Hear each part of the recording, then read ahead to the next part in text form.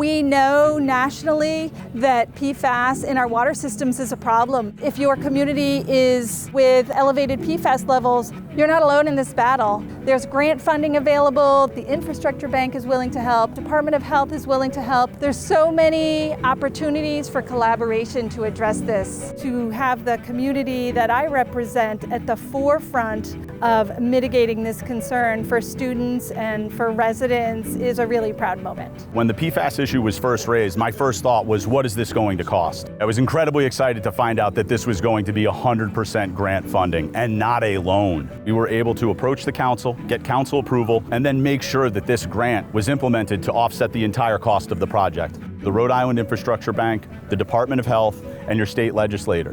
These folks together are what makes this project come to fruition. It's important that not only as a district, as a state, and as a country, we get out ahead of this.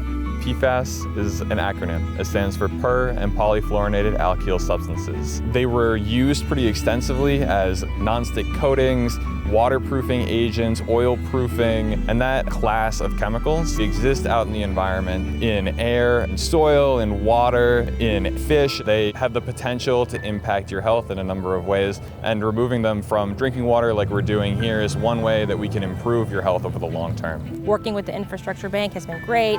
We regularly communicate about projects, and then we have been meeting with some of these water systems in person, coming out to the schools. The federal money is here. We're trying our best to get those dollars where they're going to matter, to get the systems to where they need to be. You need funding, you need science, and you need guidance. This is a good example of government being really proactive, partnering with the community, Rhode Island Infrastructure Bank, the school system, and the town government, and actually making things better and safer for its citizens. The Infrastructure Bank team really got together with the Department of Health Center for Drinking Water Quality, and we crafted this program that allowed entities like the Little Compton School here to proceed with remediation for their very urgent PFAS issues as soon as possible. You might feel overwhelmed dealing with an issue of this magnitude that you might not be familiar with, you don't have the expertise, but you're not alone. We can point to several communities where we've worked with that have been in the same position you are, and we can show that in a matter of months we can get a program up and running and you'll be on your way to solve this problem in a timely fashion. We'll walk you through the entire process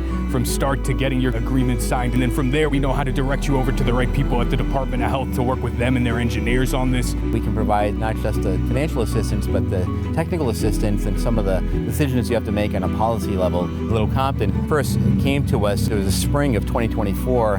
By December of 2024, they had their application approved by the board, and here we are in July, August 2025, and the project's underway. So you can't get much faster than that.